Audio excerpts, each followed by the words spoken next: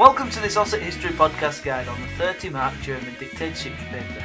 This video was created just after your January mocks were marked, and they should help you to set yourself some targets in consultation with your teacher. Here you can see 5 main targets that might apply to your paper.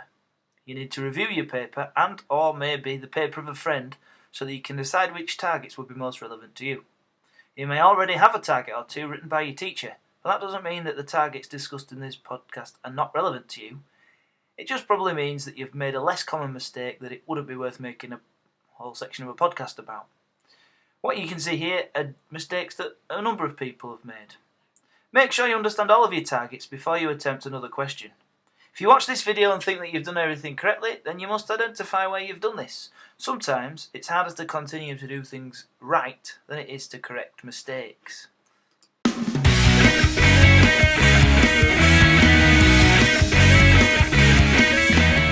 One major mistake that people have made is not comparing the sources with reference to the specific thing the question asked. Lots of people have just done a general comparison of the sources. Now I want you to have a look at this example, this good example of somebody who is focusing on the question. The question, as you've seen, is all about the popularity of the Nazis, and the best way you can see that they've focused on the question is see how many times you can see the word popular. This isn't a whole paragraph, this is just a section of a paragraph, and yet you can see the word popular is focused on at the start and at the end. If you look through your answer and you can't see the word popular anywhere, then you've probably not focused on the issue in hand. Quite self-explanatory this one, I'm not going to elaborate any further. This next one's a target that you weren't very good at the first time. You've definitely got a bit better at this, but there's still not quite enough comparing going on. In the following example, you'll see just the level of comparison. The whole essay should be a comparison of the sources. And so you can see lots of comparing words in just this section of this person's answer. If you haven't got that on yours, well, there's a target to consider. The next target is to include some information on judging the provenance or reliability.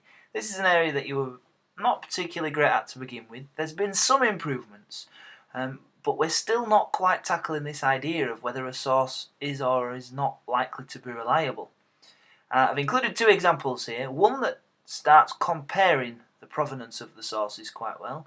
The second doesn't compare as frequently as the other one might do, but the analysis of the provenance of the source and how reliable those 2 sources might be is absolutely first rate. If you did a bit more comparison in the second example, it would be perfect. The final target is to include a conclusion that concludes on which source is the best for the given focus. And here you can see an example of somebody who's done that. The last little line in particular is really good.